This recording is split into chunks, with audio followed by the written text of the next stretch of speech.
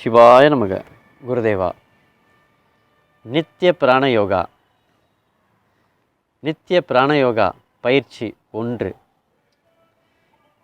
இந்த நித்திய பிராணயோகா பயிற்சியை நாம் ஏற்கனவே கூறியது போலவே ஆண் பெண் யார் வேண்டுமானாலும் இந்த பயிற்சியை செய்யலாம். இந்த பயிற்சியை நீங்கள் உங்களுக்கு யூடியூப் சேனல் மூலம் காயக்கல்பம் என்ற டிவியை நீங்கள் சப்ஸ்கிரைப் செய்து கொள்ளுங்கள். மீண்டும் சொல்கின்றோம், யூடியூப் சேனல் மூலம் காயக்கல்பம் என்ற டிவியை நீங்கள் சப்ஸ்கிரைப் செய்து கொள்ளுங்கள். இதன் மூலம் தினசரி நீங்கள் இந்த பயிற்சியை உங்கள் இல்லத்தில் இருந்தபடியே நீங்கள் செய்யலாம். ஆகவே காயக்கல்ப டிவி உங்களுக்கு இந்த பயிற்சியை அளிக்க இருக்கின்றது. அதை உடனே நீங்கள் சப்ஸ்கிரைப் செய்து கொள்ளுங்கள். இந்த நித்திய பிராணயோகா பயிற்சி பார்த்திங்கன்னா 1 பயிற்சி ஆரம்பிக்கிறோம் நாம் இன்னிலிருந்து. இந்த பயிற்சியானது முதலில் என்ன செய்ய வேண்டும் என்று பார்த்தீர்களால் 3 நாட்கள் ஒவ்வொரு பயிற்சியும், நம்முடைய பயிற்சி பார்த்திங்கன்னா ஒவ்வொரு பயிற்சியும் 3 நாட்கள் செய்ய வேண்டும். இன்று பயிற்சி 1. இந்த பயிற்சி 1ல் ஆரம்பம் என்னன்னு பார்த்தீங்கன்னா நிமிர்ந்து உட்கார்ந்து கொள்ள வேண்டும். இவ்வளவு தான் பயிற்சியே. காலையில் ஒரு 6 மணிக்கு உங்கள் இல்லத்தில் எங்கேயா உங்கள் வீட்டிலேயே போய் ஏதாவது ஒரு அறையில் தேர்ந்தெடுத்துங்க. அது பூஜையாக இருக்கலாம், ஏதோ ஒரு எந்த அறையாக ஒன்றா இருக்கலாம். தனிமையில் போய் நிமிர்ந்து உட்கார்ந்து கொண்டு பயிற்சி செய்யுங்க. 5 நிமிஷம் அப்படி நிமிர்ந்து உட்காரணும், அவ்வளோதான். இதை ஒரு பயிற்சியாக நீங்கள் தினசரி 5 நிமிடம் காலை மாலை செய்யணும். சிறியவர் பெரியவர் யார் வேணாலும், ஆண் பெண் யார் வேணாலும் செய்யலாம் இந்த பயிற்சியை. ஆகையினால் நம்முடைய முதல் பயிற்சி என்னன்னு பார்த்தீங்கன்னா நிமிர்ந்து உட்கார்ந்து கொள்ளும் பயிற்சி. காலையில் ஒரு 5 நிமிஷம் நிமிர்ந்து உட்காருங்க, சாயங்காலம் ஒரு 5 நிமிஷம் நிமிர்ந்து உட்காருங்க.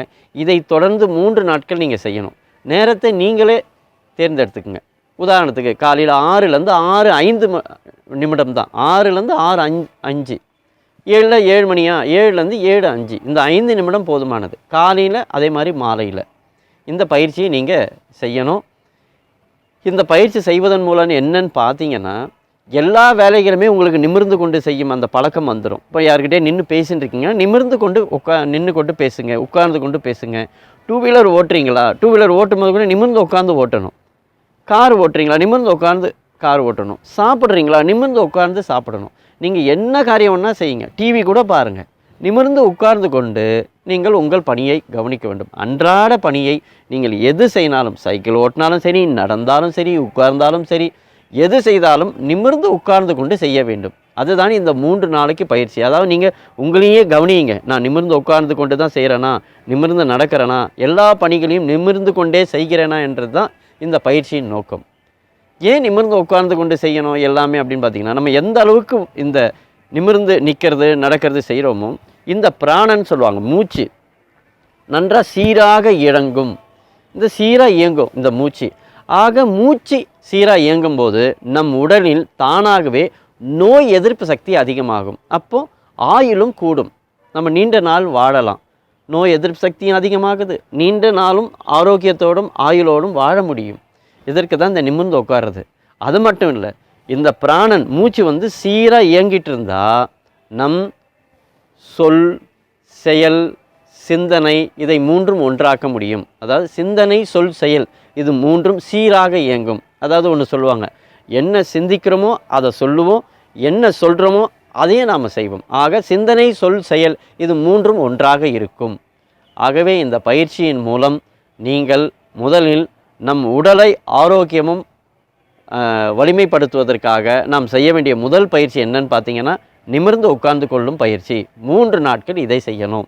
4ஆம் நாள் ஓய்வு. ஓய்வுனா என்ன? அந்த 4ஆம் நாள் நீங்கள் இந்த 3 நாள் என்ன பயிற்சி செய்கிறீங்களோ அதை பற்றியே உங்கள் மனசில் ஓடின்னு இருக்கும். இதை இப்படி செய்யணும், இதை இப்படி செய்யணும்னு. 4ஆம் நாள் பார்த்தீங்கன்னா உங்களையும் அறியாமல் நீங்கள் நிமிர்ந்து உட்காருவீங்க.